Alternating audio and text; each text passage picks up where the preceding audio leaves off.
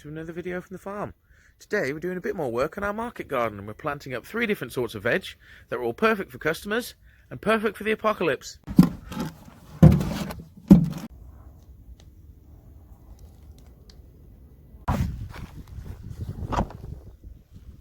So we were going to focus this year on our usual crops, which would be salad vegetables, so different types of lettuces, rocket, that sort of thing, and then our fresh cut herbs, which we usually do basil, coriander, parsley, watercress, that sort of thing, all mainly for our restaurant customers.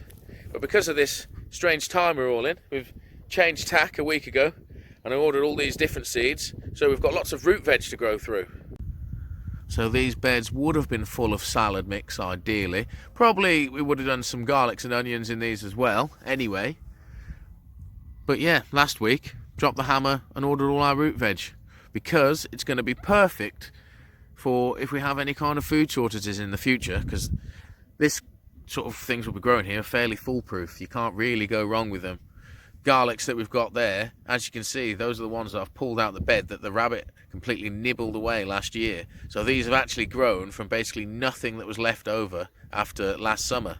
And everyone knows how easy potatoes are. The only thing that can really go wrong with them, you can get a bit of blight, but all that happens there is you'll end up with undersized potatoes. Again, you can still eat those and you can still save those to grow more potatoes with the next year. So let's go have a little look at what we're planting up today. So finally a few more seeds have arrived and we have some more potatoes. We've got some nice Charlotte second earlies here, and then we've got some of these which are first earlies. So fingers crossed we should be cropping these, then our Maris Pipers that we put in the other day. Did kind of jump the gun the other day with the Maris Pipers, getting them in. It's a little bit early, it's a few weeks early to be putting those in really. Should have put these ones in first. But hey ho. Our garlics have also arrived, so I've got a variety of elephant garlic here, which isn't massively elephant as you can see, and we've also just got some sort of just standard white garlics.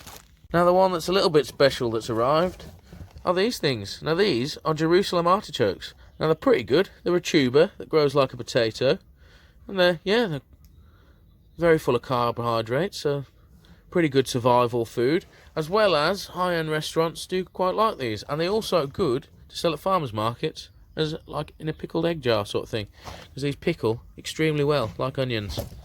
Unfortunately though, all of those have come in individually wrapped bits of newspaper, so a lot of care taken by the people that I bought them off of eBay, but yeah, a bit of a ball ache to get them undone. So we'll quickly just go ahead and unwrap all these and then we'll get to planting. Just thought I'd point out something interesting about these Jerusalem artichokes, is that if you want them to reproduce so you can grow more of them, there's basically 2 ways, and that's to let the tubers grow and spread like potatoes, or you can get true seed from them. But to get true seed you need to have multiple varieties of Jerusalem artichoke. So we've got 2 different varieties here that we're going to plant in close proximity.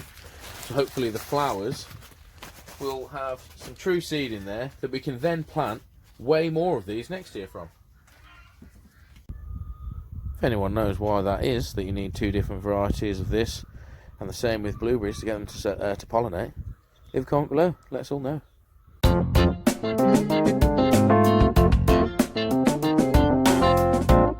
So we've got everything out and ready now. It's time to go and start planting some stuff up. As you can see here though, this is how the Jerusalem artichoke grows. Started with 1 seed, I guess this big one, and then we've got these others sprouting off the other side of it. And if you look at this one and that one, pretty big potato size is how big they get.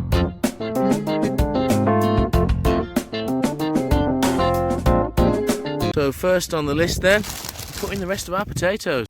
So we're doing the same as before, putting about 4 or 5 inches in the bottom, like that. Just for speed, Stu's filling them all up first, and I've been gathering out the potatoes into the rough piles. So the first earlies we're going to put 5 in each pot again because they're fairly small, and then for these second early Charlottes we're going to be going for 4 in some of them and then 5 in the others, because we've got some bigger potatoes in here. So now we've got all the potatoes in the bottom of the pots. As you can see with these seconders, we have to pack a few of them out because we haven't got enough pots. What we've got to do, same as these ones, put another 4 or 5 inches on top of them so we can allow them to grow through and then be gradually topping up the pot as we go. And fingers crossed, getting a high potato yield because of that. Next then, we're getting a bed of these, our garlics. So I'm going to put them in this second bed here. I'm going to try and salvage a few more of the other garlics in a moment from our other bed that we still got over there. And put those in here too. So garlic's pretty easy to plant. You literally find the bottom end, like that, the hard woody bit. That'll be where the roots come out. So make sure you push that down into the ground. And we want to go 2 inches in or so. And just cover it back over. Now these first ones I'm putting in are the semi-elephant garlic ones. So I'm just going to put these spaced 3 apart. As so. So we've got 3 rows. And then when I get to these ones, we'll condense it down a bit and we'll go for 4 rows of those. And then we're going for basically the same distance apart as we've got the rows spaced. Try and keep it even as possible.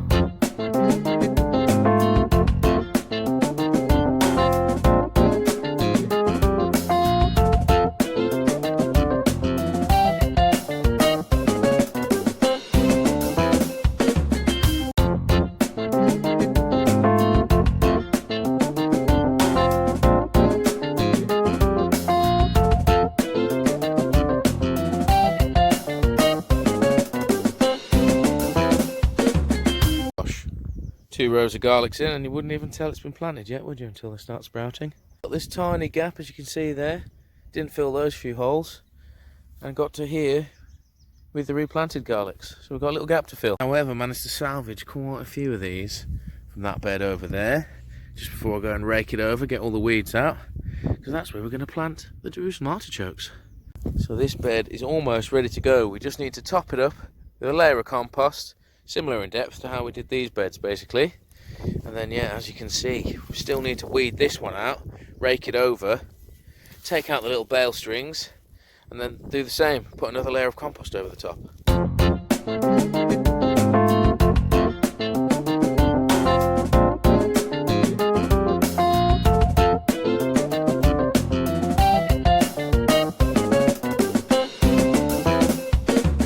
We've got that bed ready.